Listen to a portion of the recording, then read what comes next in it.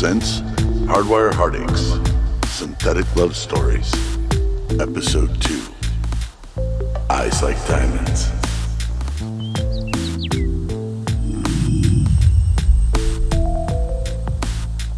The speeder car landed smoothly on the rust-covered surface of Topoli. The Topol people had long since disappeared, but they were known for their fascination with metal and machinery. Eventually they covered most of the small planet in it.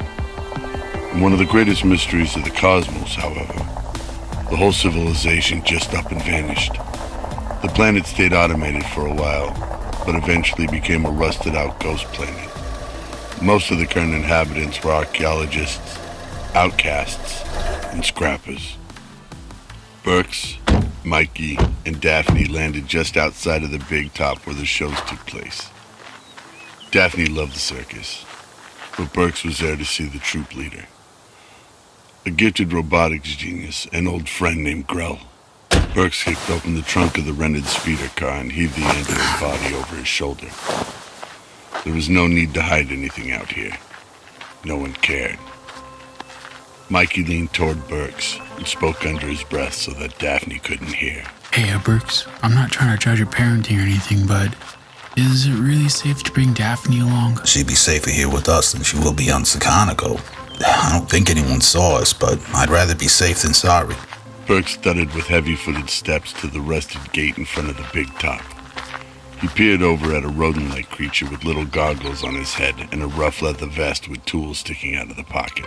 The show doesn't start for the 4 hours. Scram! Daphne flashed a mischievous smile at Mikey, knowing he was the most likely to cave in to her demands. She laced her fingers with his as if her next statement wasn't optional. Yeah? Mikey, can we go get some popcorn? Sure, kid. Let's go get some popcorn. Mikey looked down at Daphne with a resigned smile and barely got a word out before the little girl started dragging him along. She squealed and walked in a high-kneed march toward the concession stand before stopping and turning back to Mikey with her eyes squinted. Hey, Mikey, I don't have any money. You're paying, right? What? Me? Birx started to get impatient with the extremely heavy android slung over his shoulder and gritted his teeth as he responded to the rat man at the front gate. Listen up, rodent. I'm here to see Grell. Look, cut the shit. Tell him his friend Birx is here like a good little mutant. No. You listen up, shit stain. The name's Dragnet, and I don't care if you're the third coming of AI Jesus. I'll slice you up if you talk to me like that again. Ratnik stared down Birx for a long moment before whispering to a small helicopter android.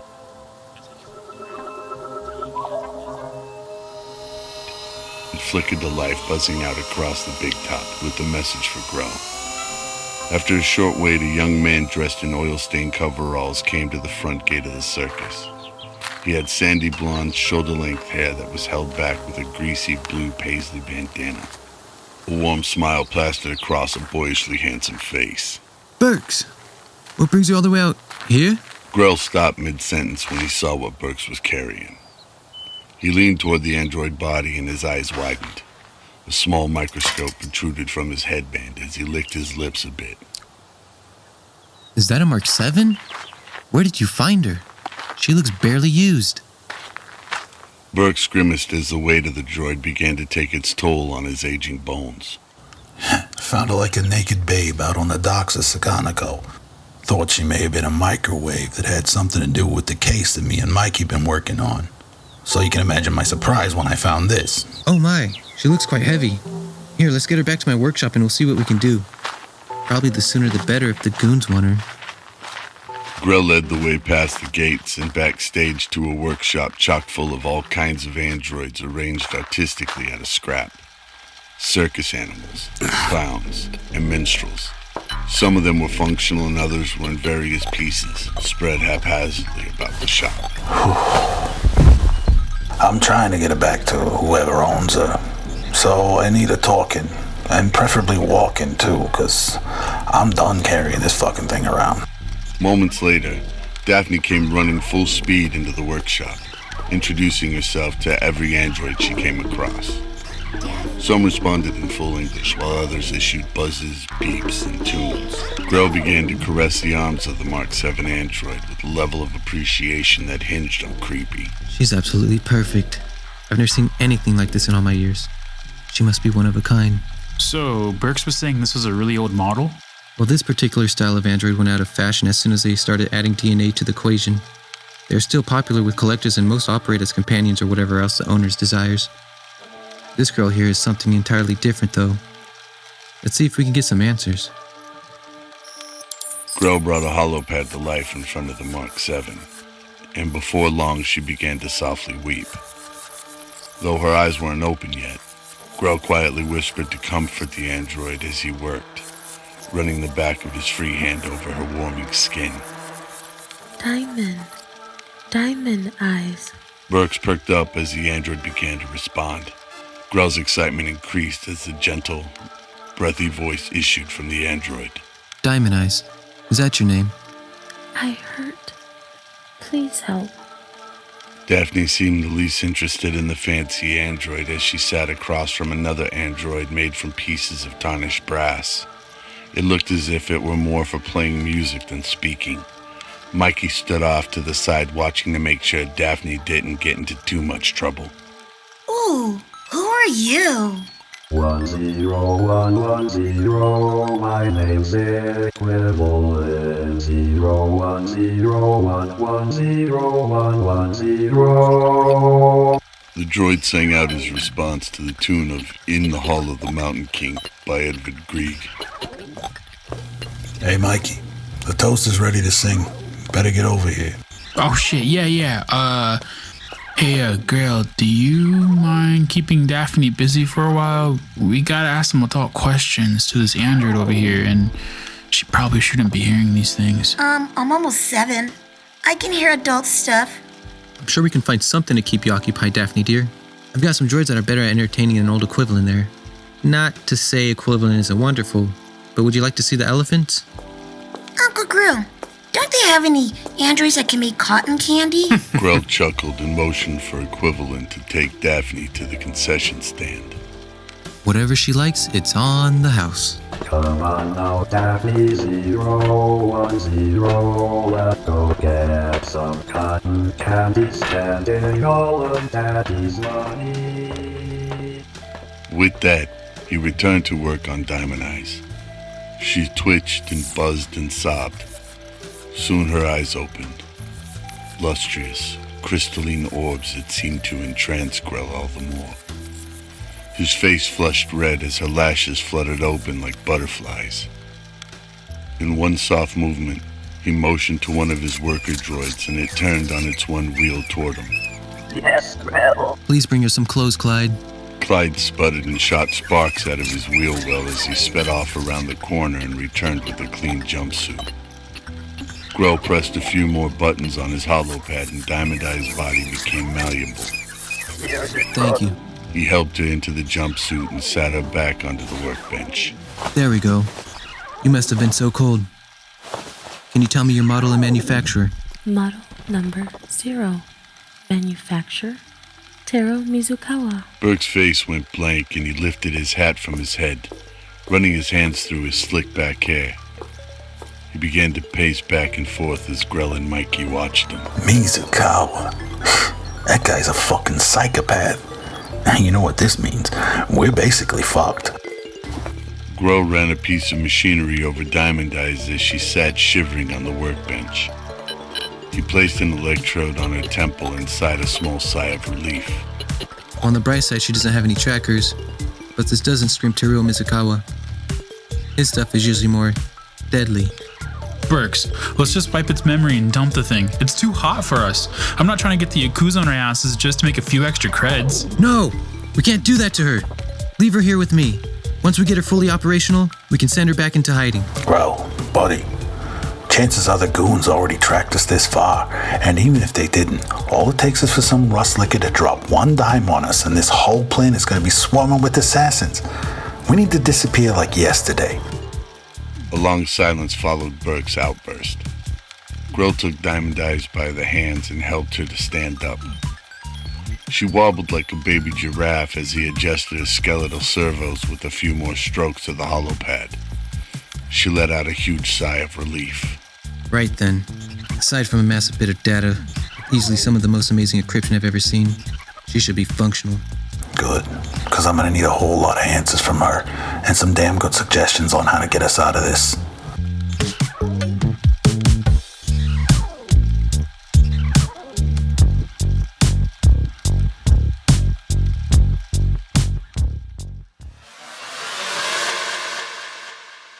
The sun beat down against the shimmering blue waters of an infinity pool, overlooking the tropical paradise planet Ipo.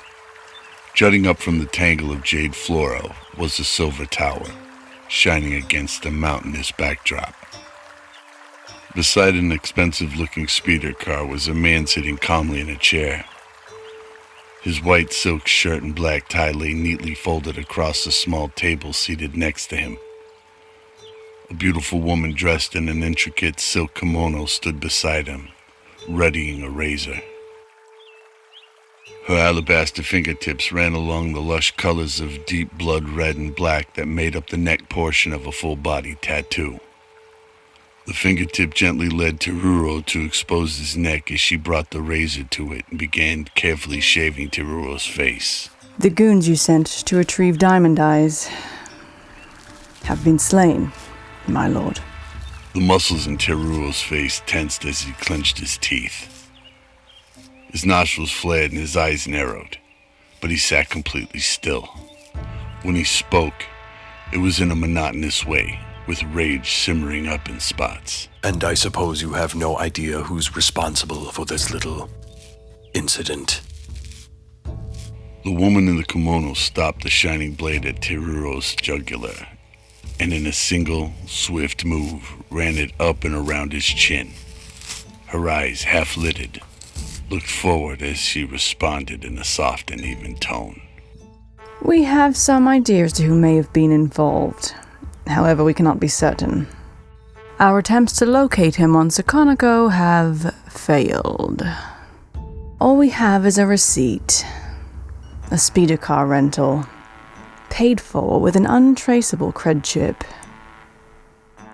Almost ceremonially dipping the blade in a bronze bowl of water between flawlessly performed strokes, the woman began to shave Teruro's hairline.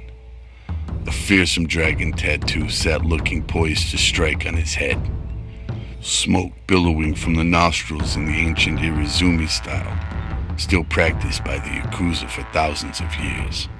Untraceable doesn't exist. I want information on who was in that speeder car and where they are now. I'm sure the rental company keeps trackers on their property. See that it's done. Immediately.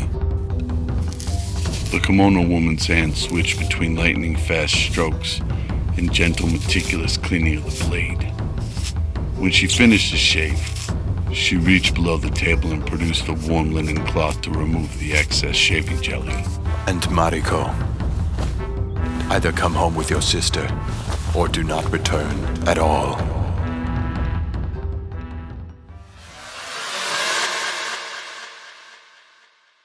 An hour or so passed as Diamond Eyes defragged the system memory and wrestled with the huge mass of blocked data in her head. With each passing minute, she grew more and more human as her body's functions began to come online. Her chest heaved gently as she breathed in the air her lungs didn't need. Everything she did had a gentle sort of rhythm about it that was nothing short of enchanting. Grell was completely enthralled with her, fawning over her every move and marveling at the sheer beauty of her programming. His patience, however, was not shared by Birx, who hadn't stopped pacing and looking out the window of Grell's workshop since she became operational. He called Daphne back to the workshop and she sat impatiently, swinging her little legs back and forth as they dangled off Grell's workbench, shoveling mounds of pink cotton candy into a sticky face. Mikey stood off next to a pile of android scrap, chewing his fingernails nervously as he watched Birx pace back and forth. Back when he was a novice reporter, he had a mentor who told him that writing anything about Teruro Mizukawa was a death sentence. He had heard stories of reporters going missing after merely insinuating the man's name. Mikey was a lot of things, but Brave wasn't one of them. Birx, we're wasting time. We need to get out of here ASAP. Well, I'm all ears if you got an idea that doesn't involve that speeder car. Birx stopped dead in his tracks and pulled the ignition chip for the rented speeder car out of his pants pocket. You know, I remember hearing something on the wire about these rental companies getting sued for tracking the routes that their renters took. Something about invasion of privacy. They also had to take out the trackers that was doing it. Yes, of course. But the speeder cars still have locator beacons on them when they aren't moving. It would lead them right to us. Unless... Grell jumped up and turned his holopad to a humanoid android with most of its derma layer missing. He activated the droid and it sprang to life, speaking in a series of beeps and clicks. Good to see you too, Bill. I hate to ask you such a dangerous favor, but I need you to take the speeder car outside and pilot it to the furthest possible distance from the planet. Oh, yeah, that will buy us some time for sure, but if they do end up tracking us here, we'll be sitting ducks with no way off this fucking planet. I think I have just the craft to get us to safety. I'll try to get a hold of him as soon as possible.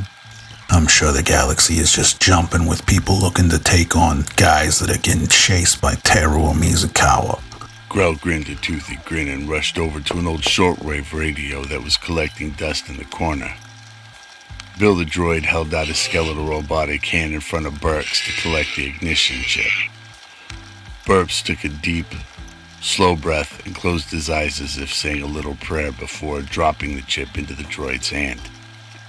As soon as his fingers closed around the chip, Bill shot out the door with a bit of a limp and made for the speeder car. Well, there goes our ride. I knew hanging out with you would get me killed eventually, Birx. Grell began tuning the knobs on the shortwave radio and spoke into the dusty old transmitter. 85109, this is Grell at the RCC calling on the Varangian. Do you copy, Varangian? Varangian, do you copy? Birx and Mikey both perked up at the sound of the name Grell was calling for. Just about everyone in the galaxy knew about the Varangian. Whoa, wait. Hold up. You know the Varangian. The Varangian. I know him only a little better than most. I'm not supposed to release this information, but he often lands here to refuel and stretch his legs. And I kinda built his wife, Rosie. Daphne hopped down off the workbench and finally acknowledged Diamond Eyes as the android sat on the battered old red leather chair that looked like it used to be rather fancy. Now covered in dust and ripped, her beautiful pale-colored eyes seemed to be focused on nothing at all until Daphne stepped up. Hey, I'm sorry for touching your boobies before. Diamond Eyes tilted her head in genuine confusion at the word booby before reaching up to her breast. I don't remember anything before waking up here. I don't mean to be rude, but I don't think I caught your name, little one. My name's Daphne, and I'm not little. I'm almost 7, and one day my daddy says I'm gonna grow big and tall and even tougher than him. Diamond Eyes arched her back with her hands resting on her knees, and her eyes went wide with surprise as Daphne took a huge chunk off her cotton candy and handed it to her. Diamond Eyes took the candy piece offering and took a small bite, smiling gently. Thank you, Daphne. My name is Diamond Eyes. Who is your daddy? Daphne finally realized that Diamond Eyes just woke up and went on a 10-minute-long info dump about everything and everyone in the room, sparing no embarrassing detail. Luckily, the rest of the crew was locked into the story of the Varangian. The guy's basically a myth. His ship, the Wraith, is the most advanced warship in the galaxy, and supposedly it could take on the whole Allied fleet. I also heard he never leaves his ship on account of the huge bounties on his head. And you say you not only know the Varangian, but you built his sex toys. Grell looked visibly angry at Birx's comment. He set down the transmitter and turned to face him. Rosie is not a sex toy. They are legally married, and Rosie is one of the best pieces of coding I've ever written. She could easily pass as a Mark 6. Ah, geez, you're one of those android liberationists, aren't you? Androids are capable of real emotions and love. Their coding is just like our DNA sequences. They are all for intents and purposes alive. And all living things deserve their shot at freedom. 85109, this is Grell turned back to the transmitter and repeated his call. He didn't notice it, but Diamond Eyes was watching his impassioned speech, and she began to blush. Mikey threw up his hands and wandered off as Birx posted up behind Grell.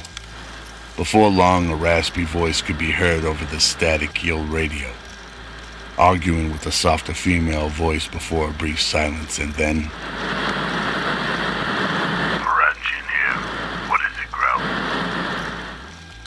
As Bill the android speeds off into the stars, Birx and crew try desperately to get a hold of the fearsome fighter pilot known only as a Varangian.